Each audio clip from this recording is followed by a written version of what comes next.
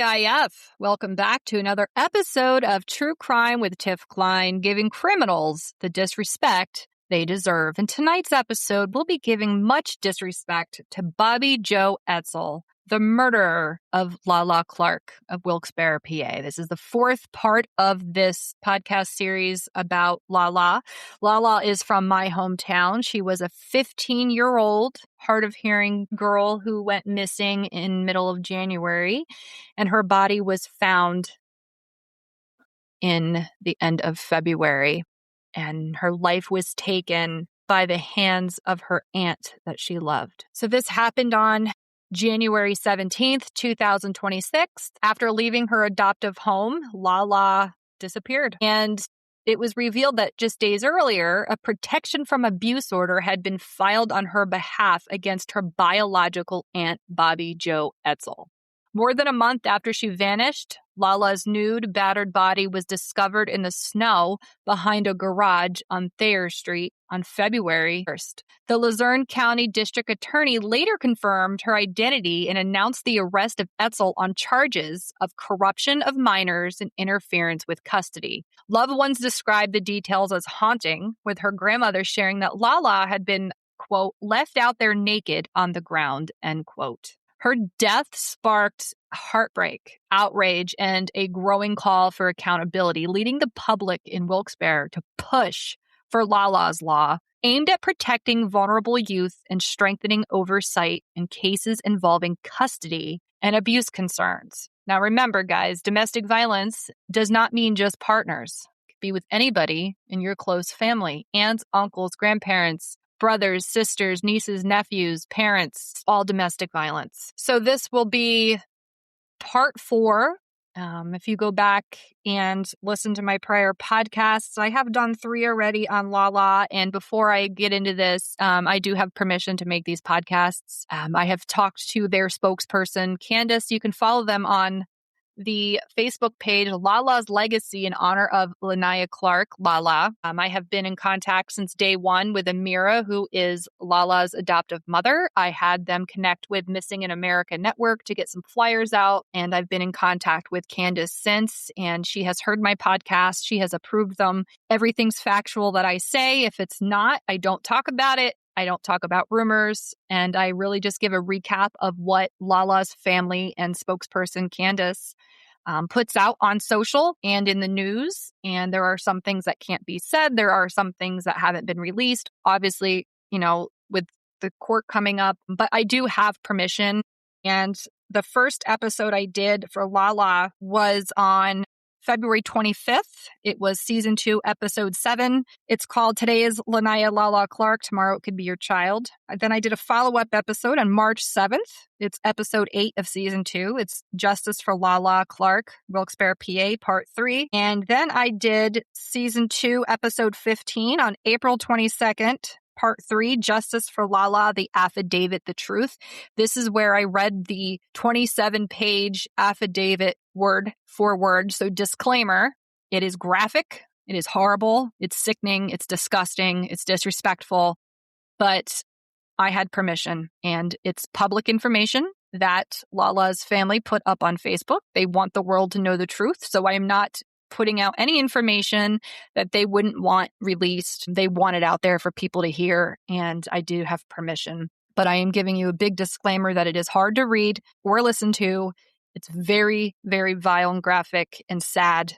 But I figured I would do part 4 on behalf of LaLa's Legacy because I've done 3 already, and I try to recap for the family because they do an amazing job on Facebook celebrating LaLa and keeping the community updated. But I know there's people across the country that have been following this case because it was pretty viral. Well, it is vile and viral.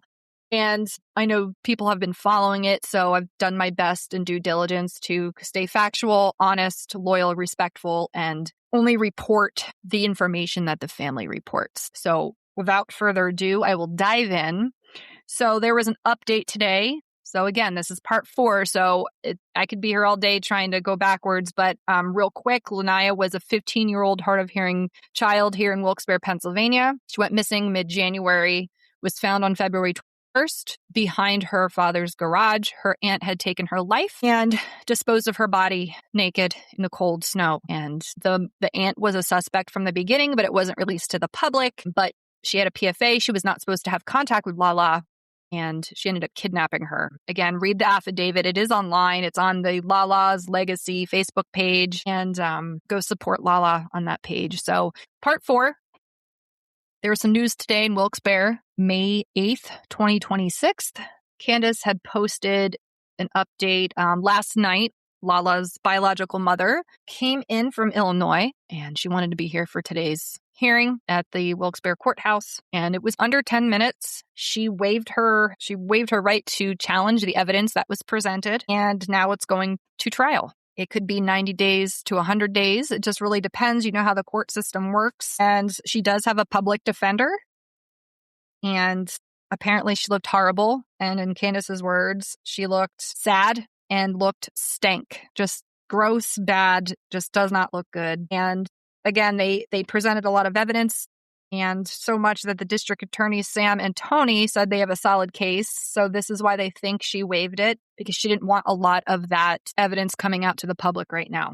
And there were so many times she changed her story from January until now, blaming different people for having LaLa, changing the story and what happened to LaLa. And again, if you go back to my prior episodes, you can listen. And again, yeah, she waived her right to challenge the evidence, and it's going to go to trial. LaLa's mom is in. LaLa looks like her biological mother, but again, remember that LaLa was adopted by Amira and Antoine Woods, and they couldn't make it today because they're out of state for their other daughter's cheerleading competition. And Candace was their spokesperson and showed up today with LaLa's biological mother. Big shout out to her biological mother for getting treatment and going through sobriety. So congratulations. And while she was getting this news of LaLa and grieving, she actually said today that she was thankful that she was in, I assume, rehab to get treatment during this time, because it was a lot easier to deal with it while she was in treatment than outside with her struggles. So congrats to her. And I'm glad she was able to make it up today. But yeah, LaLa does look like her. I had to do a double take for a second, and I'm glad she got up here. And I mean, that's the big update as of today, but I will give you some more. And, the courtroom was heavily controlled. They weren't allowed to have cameras, and family members were brought in separately. The defendant was not permitted in the courtroom until shortly after the proceeding began. An interpreter was present for the defendant, as noted on record, due to her hearing impairment. So Bobbiejo is also hard of hearing. So remember that. Prior to the waiver, the prosecution appeared prepared with a large cart of evidence and advised the family they may potentially be exposed to graphic evidence and or photos during the hearing. Once the hearing was waived, that was no longer necessary. The defendant chose to waive her right to a preliminary hearing. The Commonwealth does not have to present its evidence or call witnesses at this stage. The case now moves forward to the Court of Common Pleas for the next phase of proceedings. They also learned that the defendant's charges were updated. The previous custodial interference charge was dropped. However, 2 kidnapping charges were added, and the existing homicide as well as abuse of corpse. Those charges remain. And just an important reminder, this case is about seeking justice for LaLa. Please continue to respect her family and the legal process and everyone involved. The comments on Facebook that are disrespectful, harmful, or spread misinformation will not be tolerated. The family would like to thank everyone who continues to support LaLa, her family, in the pursuit of justice. It is a horrible case. It makes me so sick and so sad because it was so close to home. I probably live, a few minutes away from where all this happened. And I haven't had a chance to meet the family in person. I started a new job, so I wasn't able to go to the vigil or the funeral memorial. But Candace and I do plan to meet at some point, and I've invited her on my podcast. And in time, whenever she's ready and can do it, she said she'll probably hop on. But the affidavit is so detailed, and it's horrifying to know that someone that she loved took her life, and she wasn't supposed to be around LaLa to begin with, and hid her in a hotel in Wilkes-Barre. And it was reported that the cops did check the room, but it was released today that it was yesterday or today that LaLa was actually hiding behind the dresser, and the cops didn't think she was in there. And they had asked the hotel staff that if they see her to report it, and they never said they saw her. But she was in that room. And it took Bobbiejo a little bit to open that door, and then didn't want them in there. Child and Youth tried. But yeah, she was in that room. And it's sad that if the cops would have just really looked inside that room, even just everywhere and anywhere, every nook and cranny, they would have found her. So how hard did they actually raid the room? Did they knock on the door and just ask questions? Did they actually go in and open everything in there? I mean, I'm not quite positive on that, but hotel rooms aren't that big. So, I mean, I'm not saying that anybody would think to check behind a dresser. I mean, most people wouldn't, but if you were searching for a child who is missing and they suspect that the aunt, who is a PFA, not allowed to have contact with LaLa, could be hiding her, I would have ripped that room apart. I would have shaken things. I would have moved things. Like, that's just me if I was a law enforcement person, but I wasn't there. I wasn't in that room. I'm not sure exactly what happened, but in the affidavit and what was released in the past day or two, she did. She hid her out in the hotel, and she took her life. And in the affidavit, you'll read that she was very, very cruel to LaLa. Told her she wasn't loved, nobody wanted her, locked her in a closet, deprived her of food, and eventually placed her body in a tote, like those storage totes with the plastic lids, put her in a shopping cart, and pushed her through streets to where she disposed of her body, trying to frame LaLa's adoptive father by putting her on his business property. Fortunately, cameras were on, and they saw her transporting LaLa. They saw her disposing of evidence at the laundromat, and she left the cart there with the tote. So LaLa was found nude, and she was suffocated by asphyxiation of a bag over her head. And it's just very hard for me to not choke up, because imagine not being able to hear. I mean, literally not hear it or see it coming. That is terrifying. I don't understand why Bobbiejo, and from what Candace has said, it was out of jealousy. Basically, if I can't be around her, no one can. I mean, that's, think of abusive boyfriends and girlfriends. If I can't have you, no one can. I mean, really, that's what it comes down to, is the jealousy that LaLa had with her adoptive parents. It was the jealousy that she wasn't allowed to be around LaLa. And it was a control. It was a power trip. And she took her life just to hurt other people. She wasn't even supposed to be around her, because October of 2025, LaLa went to see her and basically was held hostage. And then she was finally released and given back to her adoptive family, if I'm remembering that correctly.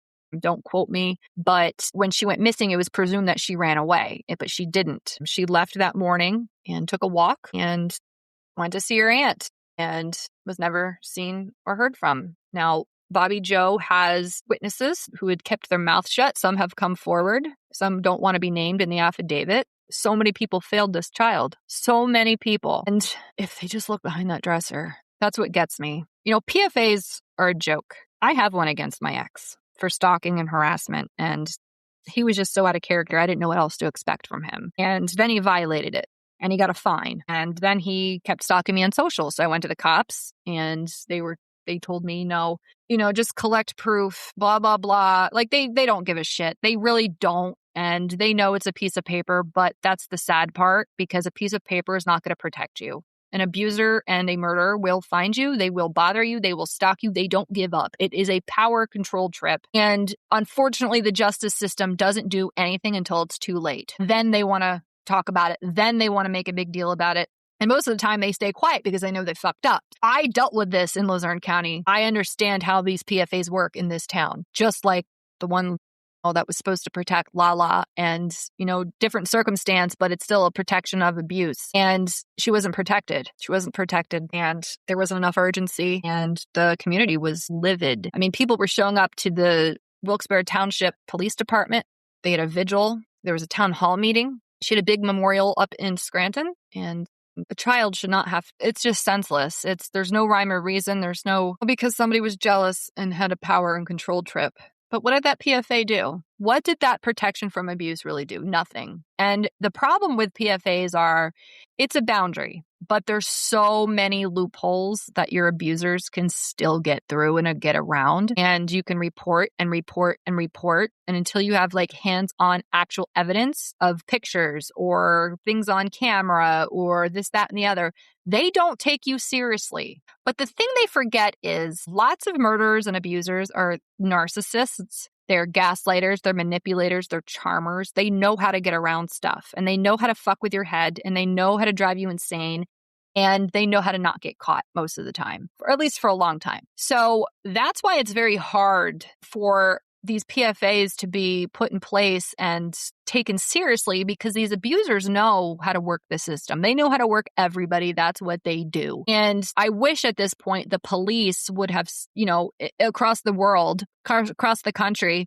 would take these PFAs more seriously. Any little thing that's reported, I understand some people are just, they report every little thing and it's not major and it makes it hard for others who are actually in danger. I understand that completely. But I would rather the police act on something and be wrong than not act on it and a life be taken. So I'm sorry. If anybody was given a PFA and they violate it once, this should be automatic prison for at least a year. And they should have to register as an abuser. Not, I know all these people have to register for being a sex offender. Well, you know what? Domestic violence perpetrators should have to register as well. Because if I can get on a website and see if somebody's been abusive, I'm not fucking dating them. That would save a lot of lives. I know a few states have passed that already, and I wish it would become a nationwide law. I don't know why it's not. I really don't know why they want to cover up and hide abusive people. It should be known, and we should be talking about it. And had they taken many people's PFAs more seriously, the statistics would be dramatically different. LaLa did not deserve any of this. And again, because it's so close to home, it hits home. But it's so, I can't put it into words. So and I do not want to read that affidavit again. I read it once. And when you're listening to episode 3, it's real time. Me reading it as I'm recording my podcast, I'm reading it for the first time. So my reaction is my actual reaction. I choke up a few times. But again, today, Bobbiejo waived her right to the preliminary hearing, and the Commonwealth did not have to publicly present evidence or witness testimony at this stage. The case now moves forward to the next phase in the Court of Common Pleas. She had charges for criminal homicide, kidnapping of minor, inflicting bodily injury, kidnapping of minor, interfering with public, and an official abuse of corpse. That is exactly what she's being charged for, and they have lots of evidence to prove this. She's being a coward. She just didn't want that out in the public right now. So again, follow LaLa's Legacy on Facebook, support the page. They need all the support they can get, and let's try to get that LaLa's law passed, and just send love and prayers to the family. And I'm going to cut it for now because that's all the information I have. And I just want to remind you guys, from someone who's been through domestic violence twice, when you're in it and you love someone and you're trauma bonded, it's not easy to just walk away. It doesn't matter if you're dating them, if you're a child, if you're an adult dealing with abusive parents. It doesn't matter if they're your aunt or uncle. It's hard to just walk away. Sometimes you don't have self-esteem. Sometimes you don't have the funds. Sometimes you don't have anywhere to go. Sometimes you're threatened that if you say something or leave, they will track you down and kill you. And a lot of people are like, oh, why didn't they just leave? Unless you're in it, you'll never understand it. And if you've never been abused, and I'm talking not just physically, I'm talking mentally, verbally, emotionally, sexually, financially. I've been on both sides. I've been physically, verbally, mentally, and emotionally and financially controlled and abused by one. And then I fell into that, quote, familiar pattern and ended up with a narcissist who mentally destroyed me, emotionally, verbally, verbal abuse, cheating. And to be honest, and I know this sounds very weird, the one that did the mental, verbal, and emotional caused more trauma than the one that hit me. Bruises go away, but when you're mind fucked by someone with a master's degree in psychology and they're a class A sociopathic narcissist, it's hard to break free. It was easier for me to break free from the one who hit me than it was from the one that had a mental hold on me. And they're charming and they're charismatic and everybody thinks that they're this perfect person and they couldn't do that. They're so nice. It's those ones who were evil behind closed doors and they know how to switch it on and off. They wear a mask. But you know what? Eventually that mask falls off and Bobbiejo's mask fell off. And we knew it from the beginning. Her family couldn't just publicly post it at the time because when there's an open investigation, the court and the police hold things on purpose. The media is bad at spinning the narrative, but some things are purposely held back because it could hurt an active investigation. It could hurt the victim. It could hurt the victim's families and cause problems. And when misinformation goes around and rumors go around, it not only hurts the case, it hurts the families of the victim, and it doesn't serve the victim. So be mindful when you come up with your theories and your what ifs, and I think this, be mindful because anything you say, these victims' families may not respond online, but they see your nasty comments, they see your theories, they see your hate and darkness, and it's remembered. They're grieving behind closed doors, and some grieve in public, and just because they don't interact with social doesn't mean they don't see it. I have learned in the past few years since I became a volunteer with the Gabby Petito Foundation that your theories, and I'm guilty of it in the past, posting theories online without knowing the victim or the victim's family, to give only the truth and facts and to respect those families and the victims. Misinformation is not okay. Your theories are not okay. And a lot of people ask me my theories on things, and I will not publicly post my quote theory or opinion. I might post something and say, that's interesting, or that's weird, but I will never come out and actually say anymore like, this is what I think happened and go into a long spiral theory because that's what it is. It's a theory. It's a hypothesis. It's a conspiracy theory. And sometimes we don't want to take things for face value. There was something my mom sent me last night about Scott Peterson, and ooh, I hate that man, who murdered his wife in 2002, Lacey Peterson. She was pregnant with her son, Connor, and he took their lives in Modesto, California. And her body had washed ashore as well as Connor's. And somebody made this stupid bullshit theory that there was a handler and Amber Frey was a man and Amber Frey was a sex trafficker and they killed, Scott had nothing to do with it. And, sometimes people are just fucking evil and they murder people. There's not always a conspiracy behind things and this big elaborate theory that you have to fill in the pieces. Sometimes people just fucking kill people and that's the end of it. Like, there's no big theory that you have to figure out. And it's sickening. Like, it really is. And again, I was guilty of it in the past, but I've learned from it. And because I have met so many families who have had lives that they loved taken away from them, it makes you see it so much differently. I've met John Ramsey and Burke, and the sadness in John's eyes. I know Gabby Petito's parents. I talk to their moms almost every day.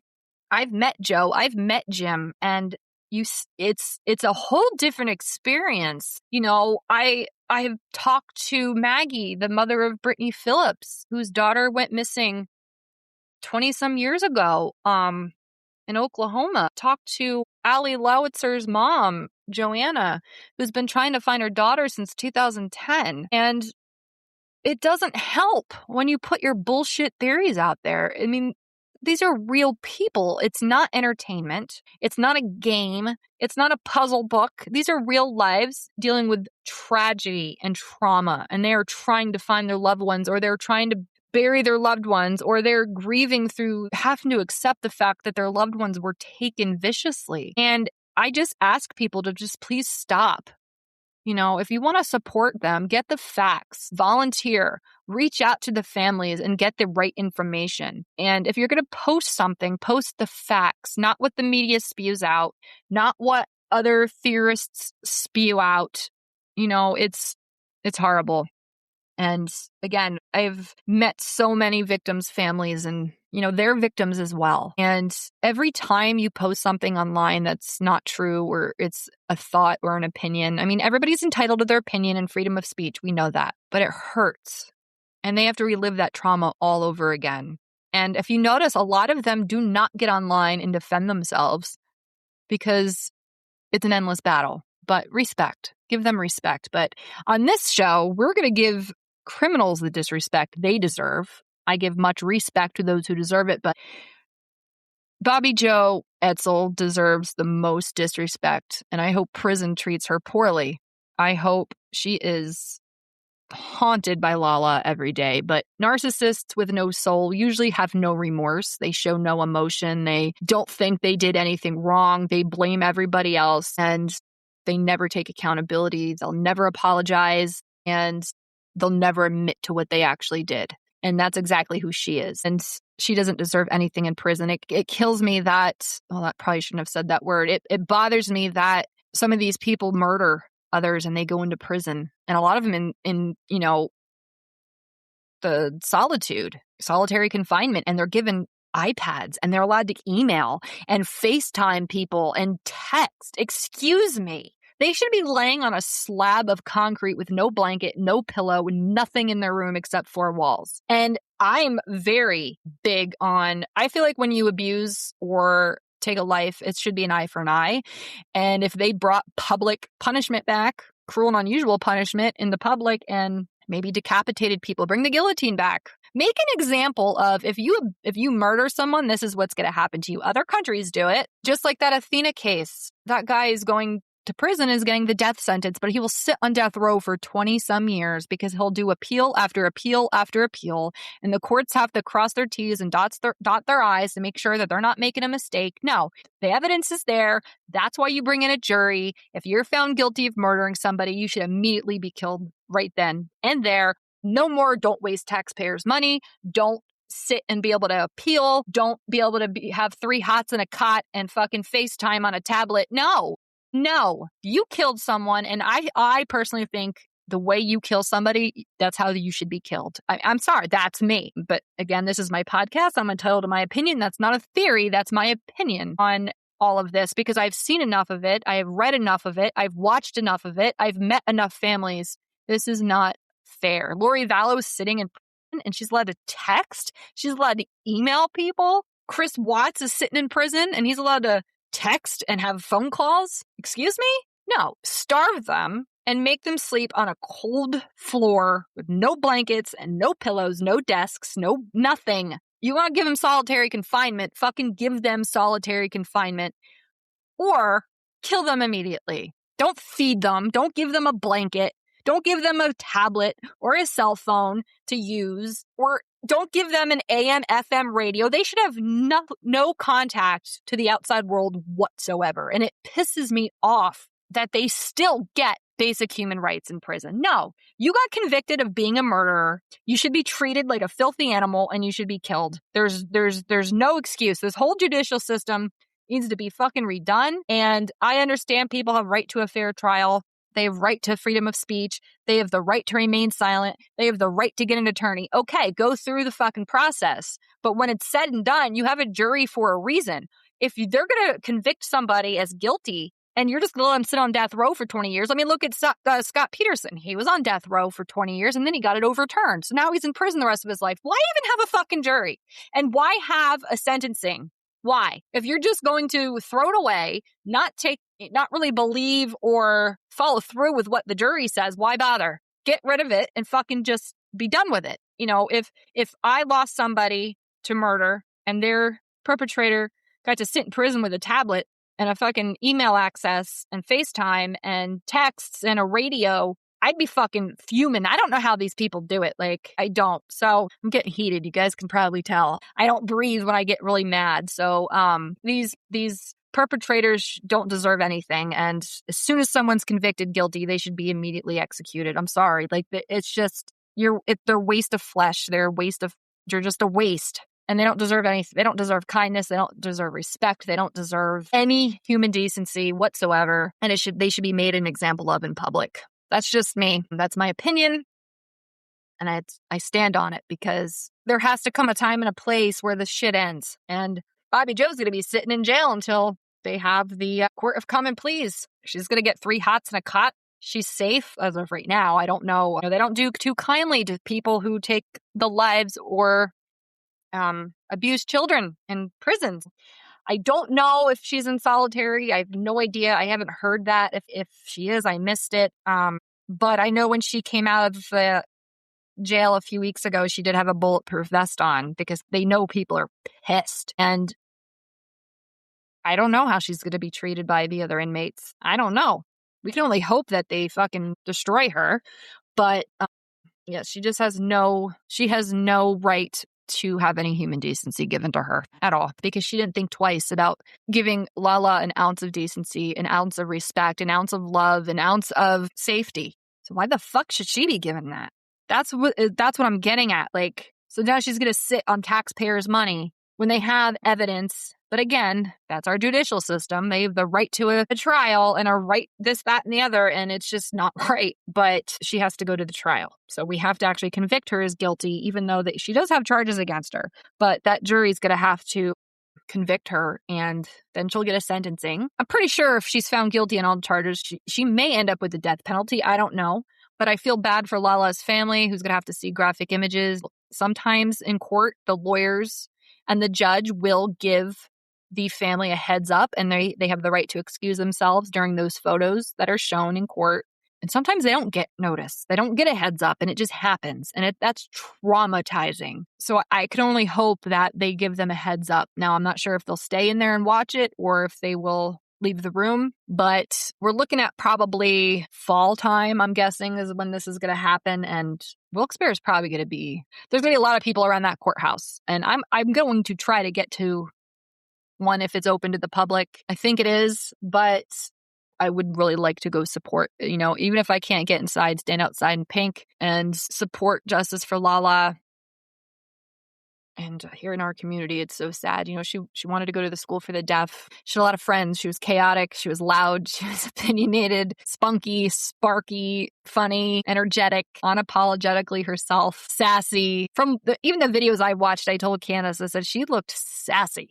She's like, oh, you have no idea. So I love the fact that, she loved God and her religion and made videos, sign languaging. And by the way, I know a lot of people who have been watching their Facebook lives have been bitching that they need to have captions on. We can't control that, on our end, no matter who goes live. LaLa's family can't do it. I can't do it. Any podcaster or person who goes live can't do it. You have to, on Facebook, turn your settings on to be able to, it's the closed caption settings on your phone. You have to turn those on. So when you watch live videos or videos at all, the caption will come on. And it's very important for those who have hard of hearing. So if you know someone who is hard of hearing, show them that they can turn those on, because apparently the hard of hearing community is having a very hard time trying to keep up. There have been some interpreters at the vigil, at the memorial, and online, and they can only do so much. So chill out, guys. Tell your loved ones who are hard of hearing that they can turn their closed caption on their cell phones. Candace and LaLa's family cannot do it for you. It's not an option on their end, so it's something you have to do in your phone. But again, it's just turn your settings on your phone for closed caption, and that should help. They're trying their best to get interpreters. They're not easy to find. It's not like everybody you meet is an interpreter. It's a language I've always wanted to learn. And I feel like I think this is the time. And I said this a few weeks ago, I'm going to pick up even basic. I've worked in many positions where I've had to communicate with those who are hard of hearing, and it's a little difficult. And sometimes they always have somebody who can interpret for them. But, thank God we have technology now where they can text and hand you a phone or write down something and show you. But it must be so frustrating. And I think it's the most beautiful language in the world. I like when people use sign language. I think it's awesome. I really do. I always have since I was little. I like the eye gazers that kids use and adults. They just look at a symbol and the machine will talk for them. I love different ways of communicating. It doesn't always have to be the typical way. So learn some sign language, even if it's just the alphabet. You never know when you're going to need it. And there's a lot of tools on YouTube and, classes you can take. I would like to get actually certified in it. I have to research where to go for that or where to do it. And, I never really got into a foreign language, and I'm not saying that that's foreign, but I never wanted to learn Spanish, or I had to take French in college. I don't remember a damn thing about it. I could read some of it, but that's about it. I never wanted to take Spanish. It was too confusing to me. I can't speak any other language, and sign language is one I feel like I could. And I would love to be able to give back to that hard of hearing community. And if I could communicate with somebody in their way, I think that's beautiful. And it's something I'm going to try to accomplish in the next year, or at least start. I know it's not something I can learn overnight, but when I want to learn something and achieve something, if those who know me know I'll do it, no matter how long it takes. So that's something I'm putting on my list because people do need interpreters. Colleges, there was one in my college class that had an interpreter, and I just thought it was so neat, and how they could keep up so quick, and how grateful the person was to have them in that classroom. And it's just something I think we need more of, and it's beautiful. But all right. So again, keep an eye on the Legacy for LaLa's Facebook page. And if you want to give them some support, they have some GoFundMes on their page. And Candace is great at keeping things updated and being honest and factual and unbiased. And she appreciates when you can do that in return. So does the family. That's all they ask. They just plead to just stop with the misinformation and the lies and the rumors and the horrible, rotten things people say. And if you're going to share something, pray, support, stand with them, give the truth, give the facts, and give justice for LaLa. Thank you for tuning in. This is True Crime with Tiff Klein, giving criminals the disrespect they deserve.